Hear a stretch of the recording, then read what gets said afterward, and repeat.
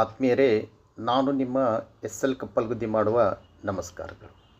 ಈ ವಿಡಿಯೋದಲ್ಲಿ ನಾನು PUC ದ್ವಿತೀಯ ವರ್ಷದ ಇತಿಹಾಸ ವಿಷಯದಲ್ಲಿ ಬರುವ ಪ್ರಮುಖ ಪ್ರಶ್ನೆಯಾದ 45A ಇಂಡಿಯನ್ ಮ್ಯಾಪ್ ಬಗ್ಗೆ ಚರ್ಚೆ ಮಾಡ್ತಾ ಇದ್ದೀನಿ. ಆತ್ಮೀಯ ವಿದ್ಯಾರ್ಥಿಗಳೇ, ಇವುಗಳಲ್ಲಿ 8 ಪ್ರಮುಖ ಐತಿಹಾಸಿಕ ಸ್ಥಳಗಳನ್ನು ಕೊಟ್ಟಿರ್ತಾನೆ. ನೀವು ಅವುಗಳಲ್ಲಿ 5 ಮಾತ್ರ ಗುರುತಿಸಿ ಅವುಗಳ ಬಗ್ಗೆ 2 ವಾಕ್ಯಗಳನ್ನು ಬರೀಬೇಕು. ಒಟ್ಟು 10 ಅಂಕಗಳು ಇರ್ತೀವಿ.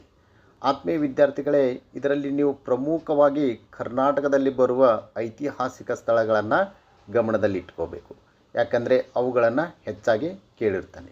ಆತ್ಮೀಯ ವಿದ್ಯಾರ್ಥಿಗಳೇ, ಮೊದಲನೇದಾಗಿ ಹರಪ್ಪ, 2 ತಕ್ಷಶಿಲಾ, 3 ಪಾಟಲಿಪುತ್ರ, 4 ಬಾದಾಮಿ, 5 ಕಂಚಿ, 6 ಹಳೆಬೀಡು, 7 ದೆಹಲಿ, 8 ದೇವಗಿರಿ, 9 ಪಾಣಿಪತ್, 10 ಆಗ್ರಾ, 11 ಹಂಪಿ, 12 ಬೀದರ್, 13 ವಿಜಯಪುರ, 14 ಕಲ್ಕತ್ತಾ, 15 ಬಾಂಬೆ, 16 ಪಾಂಡಿಚೇರಿ, 17 ಶ್ರೀರಂಗಪಟ್ಟಣ, 18 ಮೀರತ್, 19 ಜಲಿಯಾನ್ವಾಲಾಬಾಗ್, 20 ದಂಡಿ. ಹೀಗೆ ಪ್ರಮುಖವಾಗಿ 20 ಐತಿಹಾಸಿಕ ಸ್ಥಳಗಳಿವೆ.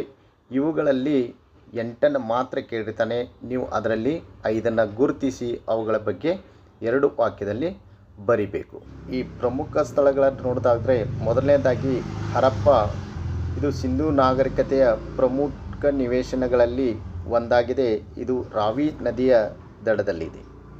ಎರಡನೇದು ಪಾಟಲಿಪುತ್ರ, ಗಂಗಾ ನದಿಯ ದಂಡೆಯ ಮೇಲಿರುವ, ಇದು ಪ್ರಸ್ತುತ ಪಾಟ್ನಾ ಎಂದು ಕರೆಯಲ್ಪಡುವ ಬಿಹಾರ ರಾಜ್ಯದ ರಾಜಧಾನಿಯಾಗಿದೆ. ಹಾಗೆ ಮೌರ್ಯ ಸಾಮ್ರಾಜ್ಯದ ರಾಜಧಾನಿ ಕೂಡ ಆಗಿತ್ತು. ಮೂರನೇದಾಗಿ ಪಾಣಿಪತ್, ಇದು ಹರಿಯಾಣ ರಾಜ್ಯದಲ್ಲಿದೆ.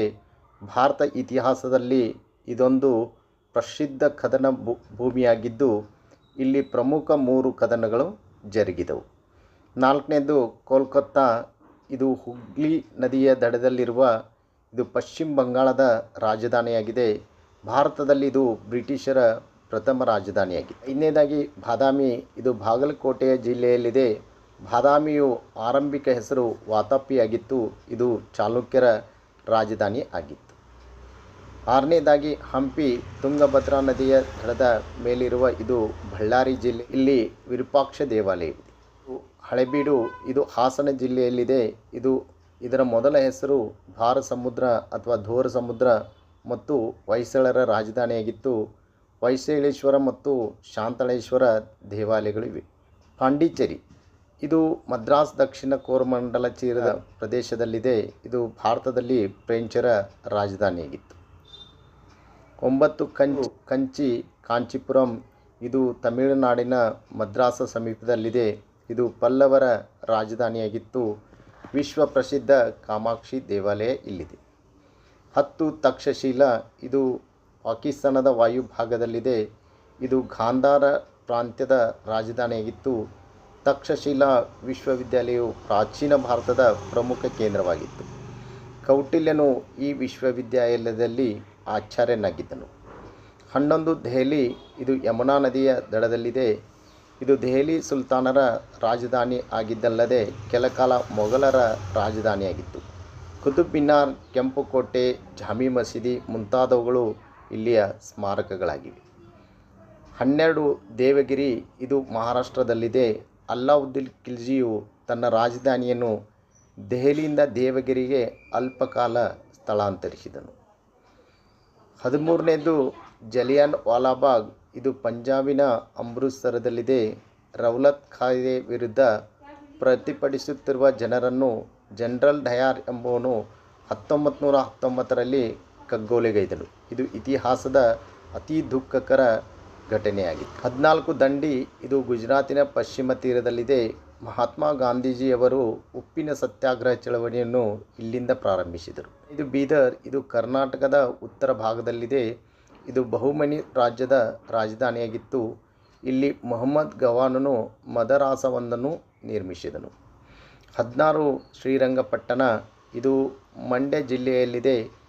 ಇದು ಆರಂಭಿಕ ಮೈಸೂರು ಒಡೆಯರು ದೆಹಲಿ ಮತ್ತು ಟಿಪ್ಪು ಸುಲ್ತಾನರ ರಾಜಧಾನಿ. 17 ಬಾಂಬೆ ಈಗಿನ ಮಹಾರಾಷ್ಟ್ರದ ರಾಜಧಾನಿಯಾಗಿದೆ.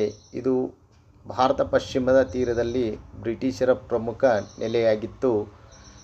ಭಾರತೀಯ ರಾಷ್ಟ್ರೀಯ ಕಾಂಗ್ರೆಸ್ ಮೊದಲ ಅಧಿವೇಶನ ಇಲ್ಲಿ ಜರುಗಿತು. ಇದನ್ನು ನಾವು ಮಹಾರಾಷ್ಟ್ರದ ವಾಣಿಜ್ಯ ನಗರಿ ಅಂತಲೇ ಕರಿತೀವಿ. ಬಾಂಬೆಯನ್ನು ಭಾರತದ ವಾಣಿಜ್ಯ ರಾಜಧಾನಿಯನ್ನಾಗಿ ಕರೆಯುತ್ತಾರೆ. 18 ಆಗ್ರಾ, ಇದು ಉತ್ತರ ಪ್ರದೇಶದ ಯಮುನಾ ನದಿಯ ದಡದಲ್ಲಿದೆ. ಇದನ್ನು ಸಿಕಂದರ್ ಲೋಧಿಯು ನಿರ್ಮಿಸಿದನು. ಇದು ಮೊಘಲರ ರಾಜಧಾನಿಯಾಗಿತ್ತು.